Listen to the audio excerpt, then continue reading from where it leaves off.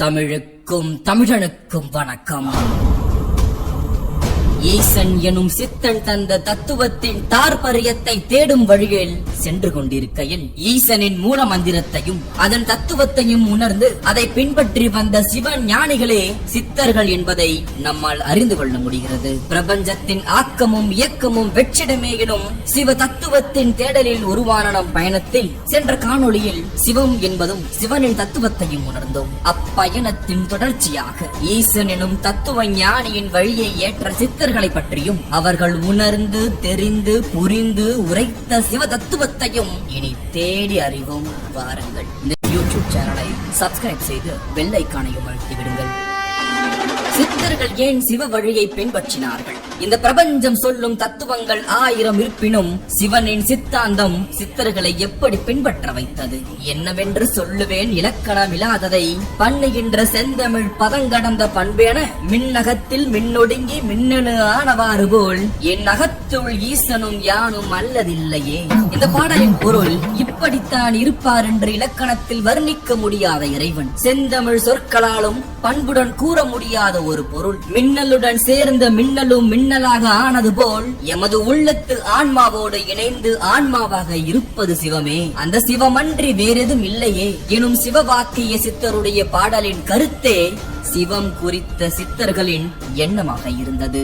அத்துடன் சேர்த்து உள்ளத்தில் தெரியும் ஒளியை அறிந்து கொண்டால் நீயும் நானும் சிவனே எனும் தத்துவத்தையும் நெருப்பறை திறந்த பின்பு நீயும் நானும் ஈசனே என்று ஒற்றை வரியில் உரைக்கிறார். தலைக்கு மேலுள்ள வெட்ட வெளியை மெய்யான பொருள் என்று உணர்ந்தவரிடத்தில் வேறு ஜால வார்த்தைகள் எடுபடுவதில்லை என்பதை வெட்ட வெளி தன்னை மெய் என்று இருப்போருக்கு பட்டயம் ஏதுக்கடி குதம்பாய் பட்டயம் ஏதுக்கடி என்றும் மனிதர்களின் மன வேகம் அடங்குவதே யோகமாகும் என்பதனை வேகம் அடங்கி விளங்கும் மெய்ஞானிக்கு யோகம்தான் ஏதுக்கடி குதும்பாய் யோகம்தான் ஏதுக்கடி என்றும் சிவ தத்துவத்தை மனிதர்களிடம் விதைத்துள்ளார் குதம்பை சித்தர்.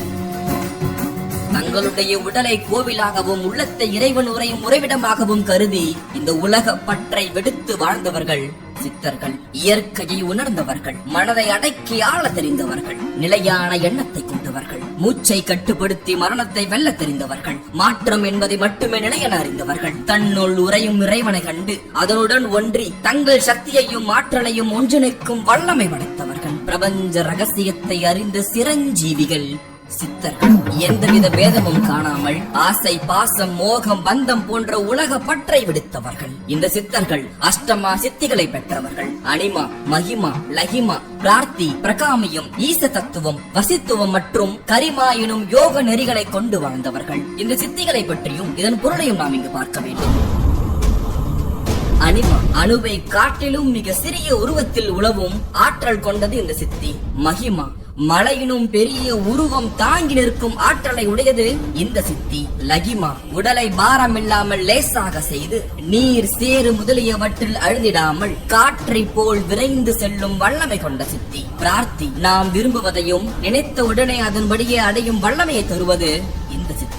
பிரகாமியம் தம் நினைவின் வல்லமையால் எல்லாவற்றையும் நினைத்தவாறே படைக்கும் ஆற்றலை தருவது இந்த சித்தி. ஈச தத்துவம் அனைவரும் தம்மை வணங்கும்படியாக தெய்வத்தன்மையை தரும் ஆற்றல் கொண்டது இந்த சித்தி. வாசித்துவம் உலகம் அனைத்தையும் தன் வசப்படுத்தி அதை நடத்தும் ஆற்றலை பெருக செய்யும் இந்த சித்தி. கரிமா ஐம்புலன்கள் அடையும் இன்ப துன்பங்களை பற்றி கவலை கொள்ளாமல் அவைகளுடன் சம்பந்தப்படாமலும் இருக்கும் வல்லமை அளிக்கும் இந்த சித்தி. இந்த 8 சித்திகளும் கொண்ட வாழ்க்கை முறைகளையே தங்கள் வாழ்வியலாக கொண்டு சித்தர்கள் வாழ்ந்து வந்துள்ளனர். அறிவியலுக்கும் ஆன்மீகத்திற்கும் அப்பாற்பட்ட சிவ சித்தாந்தத்தை வெளிப்படுத்தும் இந்த 8 சித்திகளும் கூறுபவை ஒன்றை மட்டுமே. அது அணுவோ மலையோ உலகையும் உடலையும் வசப்படுத்துவதோ வணங்க வைப்பதோ புலன்களை கட்டுப்படுத்துவதோ என எதுவாகினும் அது நம் எண்ணங்களின் ஒன்றிணைதல் மூலமாகவே நிறைவேறும்.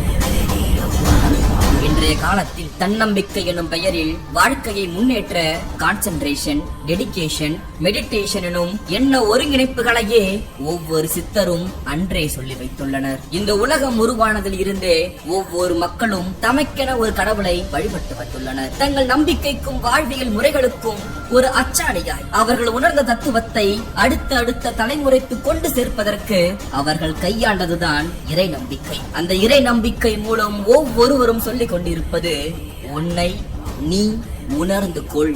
என்பதுதான். இவை அனைத்திற்கும் ஆதாரமாய் நிற்பதுதான் சிவம் எனும் பரம்பொருள். சிவனை குறிக்கும் ஒவ்வொரு பொருளும் ஒரு விளக்கவியலை நம்மிடம் தந்து கொண்டே இருக்கிறது. உதாரணமாக திருநீலகண்டன் என்னும் பெயருடன் விளங்கும் ஈசன் தனது தொண்டையில் ஆழகால விஷத்தை அடக்கி வைத்துள்ளார் என்பதை புராண கதைகள் சொன்னாலும் உண்மையில் அது சொல்ல வருவது நமக்கு எவ்வளவு கோபம் வந்தாலும் அதன் மூலம் கடுஞ்சொற்கள் வந்தாலும் அதை நமது தொண்டையில் நிறுத்தி சொல்லையும் கோபத்தையும் கட்டுப்படுத்த தெரிந்து வைத்துக் கொள்ள வேண்டும் என்பதையே. அதுவே சிவ தத்துவம். அதையே சித்தர்கள் பின்பற்றினார்கள். மனம், அறிவாற்றல், முனைப்பு ஆகிய மூன்றினையும் ஒன்றிணைப்பதை சிவன் கையில் உள்ள திரிசூலமும், தேடலின் தொடக்கம் அறியாமையின் முடிவாகிறது எனும் தத்துவத்தை ஜடா முடியில் இருக்கும் கங்கையையும், பயத்தை ஒழித்து துணிவை வளர்க்க புலித்தோளும், தூய்மையை எடுத்துரைக்கும் ருத்ராட்சத்தையும், அமைதி மற்றும் நிலைத்தன்மை மட்டுமே வாழ்வின் நிம்மதிக்கு தேவை என்பதை உணர்த்தும் சிவனின் ஆழ்நிலை தியானமும் என ஒவ்வொரு அசைவும் ஒவ்வொரு பொருளும் நமக்கு சிவத்தை மட்டுமே பறைசாற்றுகிறது. சிவன் எனும் தத்துவத்தை தெய்வமாக மட்டும் பார்க்காமல் அதை தத்துவமாகவும் வாழ்க்கையாகவும் பார்க்க வேண்டும் என்பதே சித்தர்களின் சித்தமாக இருந்துள்ளது. அதையே அவர்கள் வெவ்வேறு கோணத்தில் எடுத்துரைத்துள்ளனர். காட்டில் ஆடும் ஊஞ்சல் கயிறின் துணையுடன் ஆடுகிறது. அந்த கயிறு அருந்துவிடும் பட்சத்தில் அந்த ஊஞ்சல் தரையில் நிலையாக அமர்ந்து விடுகிறது. அதுபோல் நமது உயிரும் பல கயிறுகளால் இந்த உலகில் நடைபோடுகின்றது. அந்த கயிறு அறுபடும் வேளையில் உயிரானது சிவம் என்னும் சித்தாந்தத்தை உணர்கிறது என்பதை நம் செயலற்று இந்த நாமற்றபின் நாதன் செயல்தானே என்ற பாடலின் மூலம் திருவுந்தியார் கூறுகிறார். சக்தியும் சிவனும் வெளியில் அல்ல, அறிவினை கொண்டு மனதால் அறிகையில் அதுதான் தான் என்பது புலப்படும் என்பதை பெருகி நின்ற சக்தி சிவம்தான் தான் என்று பூனப்பா அறிவதனால் மனமே பூண்டு என அகத்தியர் கூறியுள்ளார். சித்தராய் போகும் என்று பேசிக்கொண்டு சிவனவனும் யோசனையே செய்தார் பின்பு என்று சிவனை சித்தராக கொங்கனார் குறிப்பிடுகிறார். நவபாஷண சிலை வடித்த போகரோ தானான சிவன் தன்னை பாலில் போட்டு தனித்தும் அடுப்பேற்றி எரித்துக் கொண்டு ஊனான தளர்த்தியே அடித்து நைய ஒரு சிலை வடிகொண்டு சூரணமே செய்து என்று சிவனை மருந்து பொருளாக குறிப்பிடுகிறார். சித்தர்களின் சித்தாந்தம் ஒன்றாக மட்டுமே இருந்துள்ளது. எதையும் போக்க வல்லது சிவம். அந்த சிவமே அனைத்திற்கும் ஆதாரம். இறுதியாக இந்த சிவன் யார் என்ற கேள்விக்கு புராணம் சொல்லும் விளக்கத்தையும் ஒரு முறை பார்த்துவிட்டு வருவோம். சிவனிற்கு மனம் முடிக்க பார்வதியை பேசும் தருவாயில் சிவன் யார் என்ற கேள்வி எழுந்தது. அதற்கு பதிலாக நாரத முனி தனது வீணையின் மூலம் ஒளியை எழுப்பினார். கேள்விக்கும் அந்த ஒளிக்கும் என்ன சம்பந்தம் என்ற கேள்வியை நாரதரிடத்தில் வைக்க இந்த சிவம் சுயம்புவாக உருவானவர். தாயோ தந்தையோ பூர்வீகமோ முன்னோர்களோ பாரம்பரியமோ அல்லாதவர். அவர் அனைத்தையும் கடந்தவர். இந்த பிரபஞ்சத்தை தன்னுள் அங்கமாக்கி கொண்ட ஒரு யோகி. அவருக்கு முன்னோடி ஒன்று மட்டுமே, அதுதான் சப்தம். இந்த பிரபஞ்சம் உருவாக தொடங்கும் பொழுது முதலில் உருவானது ஒளி மட்டுமே. அதுபோல இந்த சிவனும் ஒன்றுமற்ற வெறுமையில் இருந்து ஒளியின் மூலம் தோன்றினார். அதை உணர்த்தவே நான் இந்த ஒளியை எழுப்பியதாக நாரதர் கூறுகிறார். இந்த விளக்கம் சிவன் யார் எனும் கேள்விக்கு புராணங்கள் சொல்லும் விளக்கமாக இருப்பினும் அந்த புராணத்தை தாண்டிய உண்மை சிவன் எங்கும் உள்ளான், உங்களுக்குள்ளும் உள்ளான். எது இந்த பிரபஞ்சத்தில் உள்ளதோ அதுவே உங்களுக்குள்ளும் உள்ளது. நீ எதை தேடுகிறாயோ அதுதான் நீ அதுவாகவே இருக்கிறாய். பிரபஞ்சமும் இந்த சிவமும் ஒன்று. பிரபஞ்சமும் இந்த சிவமும் ஒன்றாக இருக்கும் பட்சத்தில் அது முடிவில்லாதது. அந்த முடிவை தேடுகையில் உன்னை நீ உணர்கிறாய். அந்த உணர்வே சிவமாக இருக்கிறது என்பதை இங்கு நாம் புரிந்து கொள்ள வேண்டும். ஆன்மீகத்தையும் அறிவியலையும் முடிச்சு போட்டு நிற்கும் உருவமாய் சிவம் விளங்குகிறது. ஏனெனில் வாழ்வியலுக்கு தேவையான அனைத்தையும் கொண்டதுதான் இந்த சிவ தத்துவம். வாழ்க்கை தத்துவத்தை உணர்ந்த சித்தர்களும் நம் முன்னோர்களும் அடுத்த தலைமுறைக்கு அதை சிவன் எனும் ஒற்றை சொல்லில் அடக்கி கொடுத்துள்ளனர். சிவம் என்பது தத்துவம் எனில் சிவன் தெய்வமாகவும் ஒரு குறிப்பிட்ட சமயத்தை சார்ந்ததாகவும் ஒரு பிரிவையோ ஒரு இனத்தையோ சார்ந்தவன் சிவன் என்ற பிரிவினைகள் எவ்வாறு ஏற்பட்டன என்ற கேள்விக்கு காலம் காலமாக நம்மை பிரித்தாலும் சூழ்ச்சியை பலரும் செய்து வந்துள்ளனர் என்ற விடை நம்மிடமே இருக்கிறது. சிவம் என்பதை மதமாகவோ தெய்வமாகவோ பார்ப்பதற்கு முன்னால் ஒரு வாழ்வியல் தத்துவமாக பார்க்க வேண்டும் என்பதே நமது சித்தர்களின் சித்தமாக இருந்துள்ளது.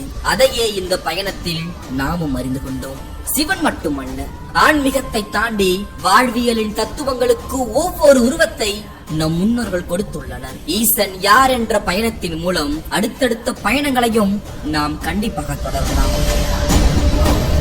இவர் உயர்ந்தவர், இவர் தாழ்ந்தவர் என்ற பாகுபாடு இல்லாமல் வாழ்வின் உன்னத நிலைக்கு ஏற்ற தத்துவத்தை நமது முன்னோர்கள் சொல்லி வைத்துள்ளனர். அதை தேடும் இந்த பயணத்தை உங்களின் ஆதரவோடு என்றும் தொடர்ந்து கொண்டே இருக்கும். இறுதியாக இந்த வரியை கேளுங்கள்.